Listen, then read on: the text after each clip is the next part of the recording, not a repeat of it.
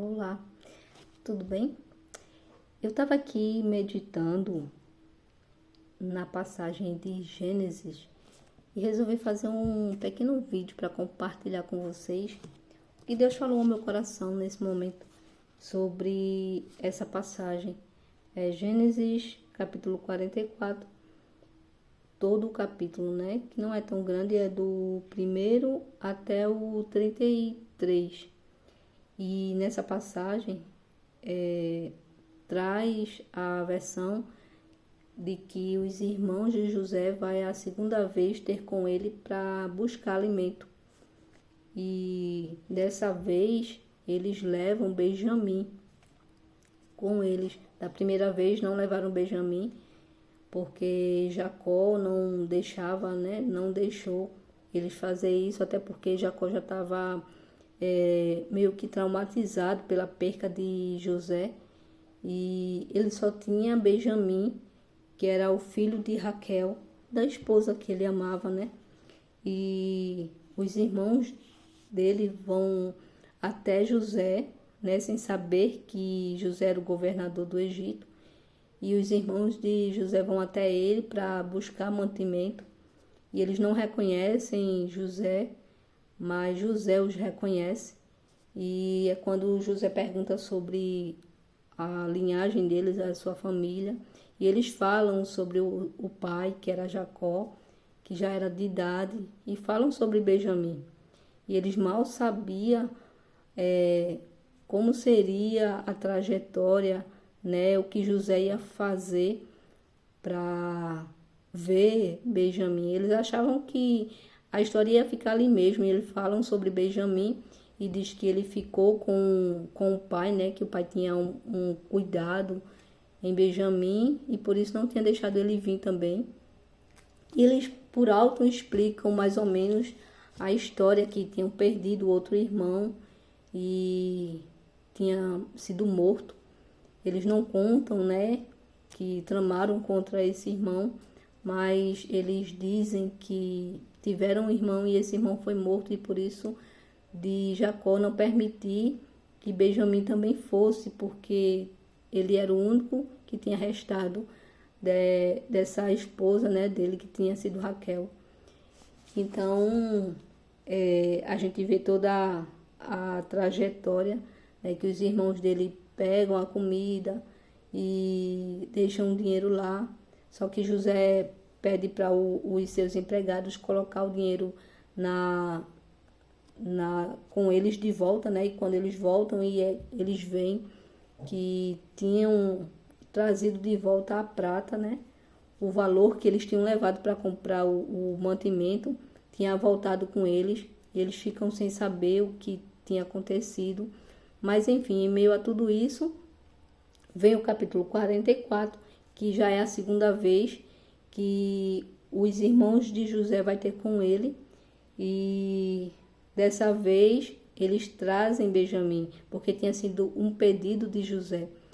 E eles explicam, Jacó fica um pouco preocupado, e Judá toma a frente e jura pela sua vida, pela vida dos seus filhos, que traria Benjamim de volta, até porque se não levassem Benjamim, José não ia permitir que eles comprassem alimento. Eles falam, né? Não falam de José, mas eles dizem: meu pai, se a gente não levar Benjamim conosco, foi o pedido do governador, e ele disse que se a gente não levasse o nosso irmão caçula conosco, nós não veríamos a face dele. Então, não vendo a face de José, do governador, eles também não veriam nem a cor do alimento.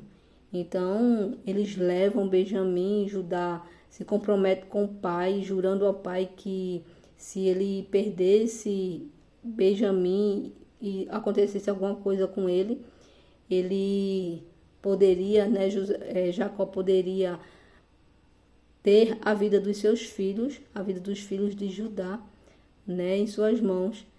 Mas quando eles chegam lá, José trama, né, de uma certa forma, algo para que eles, no meio do caminho, eles fossem abordados pelo empregado de José. Quando eles já estavam voltando, né, se apresentaram a José com Benjamim. José reconhece Benjamim e ele se emociona e lembra, né, do seu passado. E enfim, e eles se alimentam na mesa junto com José e aquela coisa toda.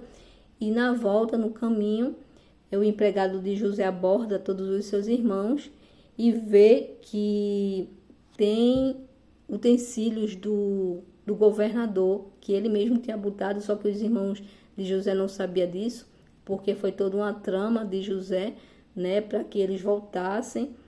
E é quando ele pega os utensílios e eles se desesperam.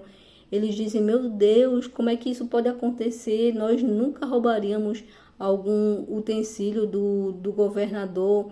Isso é Deus nos julgando por aquilo que a gente fez. E eles ficam todos desesperados e eles voltam para falar com o governador. E nisso eles chegam perante José e Judá toma a frente e ele chega a implorar. A gente vê o desespero de Judá, né? Quando José diz que o qual foi encontrado o utensílio dele, aquele seria escravo, os outros poderiam voltar. E nesse momento Judá se desespera e ele conta, né, para José que ele tinha prometido ao pai, e ele vai a fundo na história. E é quando Deus mostra para José como tinha trabalhado na vida dos seus irmãos. É nesse momento que Deus mostra a José que enquanto trabalhava na vida dele para cumprir a promessa, para cumprir aquilo que ele tinha mostrado a ele em sonho lá atrás, e agora tinha se cumprido na vida de José tudo o que Deus tinha mostrado. E Deus usou todo aquele cenário, né, toda aquela trajetória para fazer José chegar onde chegou. E nesse momento Deus mostra a José que também estava trabalhando do outro lado, na vida dos seus irmãos. E José agora vê seus irmãos não como ele tinha visto há anos atrás, vendendo José, tentando matá-lo, planejando para fazer todo tipo de mal com José, né? Naquela maldade que fizeram com José de jogá-lo na cova e tal, e conversando sobre o que fazer com José, né? De forma maldosa. Agora ele vê os seus irmãos transformados, arrependidos, e ele vê que Deus trabalhou na vida de cada um, quebrantando o coração de cada um. E é lindo de ver esse momento em que José se depara com os seus irmãos, mas agora não aqueles irmãos que tinham vendido ele, mas seus irmãos transformados, quebrantados. E ele vê o desespero de Judá de dizer que não queria perder agora este irmão, porque já tinha perdido o outro, e se perdesse esse, o seu pai iria à sepultura. E é quando, no capítulo 45, José não deixa, né, aquela situação ir mais adiante, e ele revela, né, que é José. Ele se mostra para seus irmãos, e é quando todos se abraçam e choram. E eu creio que naquele momento foi uma sensação de alívio, ao mesmo tempo que eles ficaram surpresos de ver que o irmão que eles tinham vendido, o qual eles a todo momento estavam falando, estava ali como governador. E lá atrás eles ficaram com muita raiva quando José falava do seu sonho e dizendo que eles iam se curvar, mas nesse momento essa raiva não aparece, porque eles já estão transformados e eles ficam, pelo contrário, eles ficam aliviados, eles ficam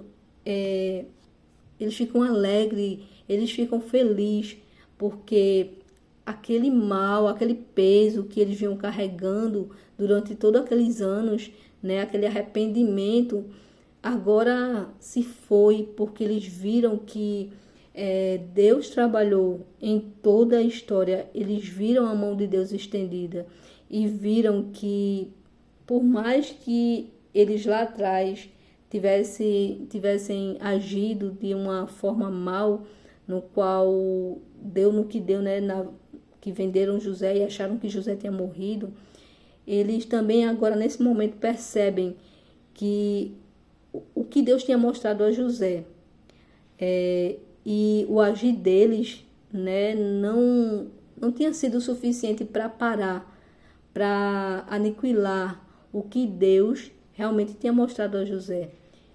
E o que Deus fala se cumpre, independente do agir de alguém. O que Deus fala, Ele cumpre.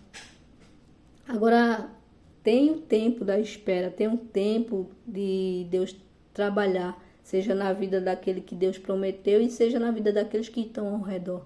Então, teve todo esse trajeto para Deus cumprir na vida de José e de seus irmãos, da sua família, aquele sonho, né, que Deus tinha mostrado a José. Então, Deus mostrou nessa situação que Ele é fiel, que Ele cumpre e que não tem nada que impeça o cumprimento, né, daquilo que Deus prometeu. Os irmãos de José agiram de uma forma e pensaram que lá atrás, né, pensaram que ia parar aquele sonho, pensavam que ia aniquilar aquele sonho que José teve, mas pelo contrário, Deus agiu na situação, permitiu que eles agissem daquela forma e eles empurraram José para o cumprimento da promessa. Passaram-se alguns anos e Deus trabalhou na vida de José no Egito durante esse tempo, mas também Deus trabalhou na vida dos seus irmãos.